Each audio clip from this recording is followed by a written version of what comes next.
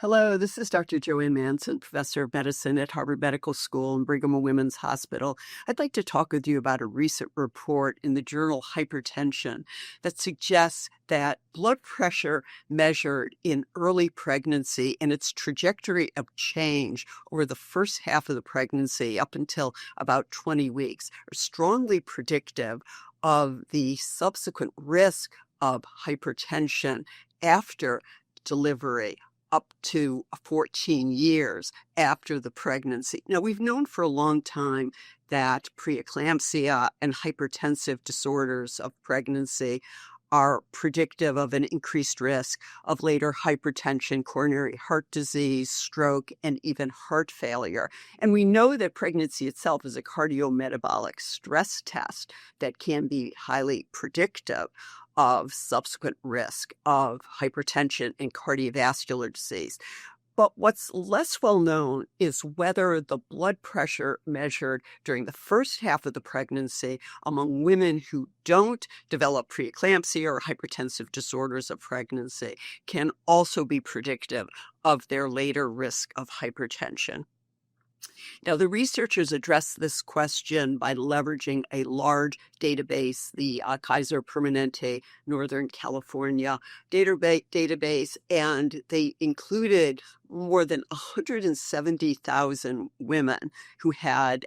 no prior history of hypertension, cardiovascular disease, preeclampsia, they had singleton pregnancies, and they had in their electronic health records the blood pressure levels during this first half of the pregnancy.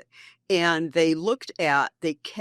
categorized the women into 6 groups according to the level of blood pressure and the trajectory of change. And what they found was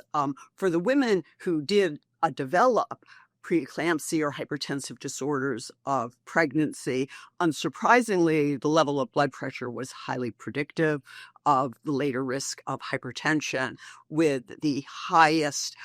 category compared to the lowest, about 28 times higher risk of hypertension. But perhaps even more surprisingly was that among the women who did not have develop preeclampsia or hypertensive disorder during that pregnancy, they found that the blood pressure and trajectory of change during the first half of the pregnancy, comparing the highest category to the lowest, was also strongly predictive, a very strong gradient with 11 times the risk in the highest category compared to the lowest. So these findings suggest that blood pressure measured in early pregnancy and its trajectory of change may be useful in identifying women at increased risk of subsequent hypertension. And if these findings are replicated, it should be relatively simple to have automated assessment of the risk category that could be available to clinicians for targeting women at higher risk of hypertension, to have more frequent monitoring of their blood pressure or intensified lifestyle modification. And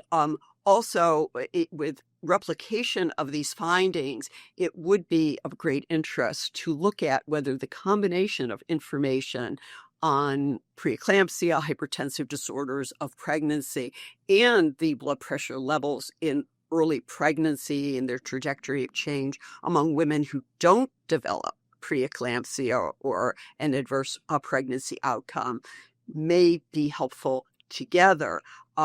in adding and enhancing cardiovascular disease risk prediction in women. Thank you so much for your attention. This is JoAnn Manson.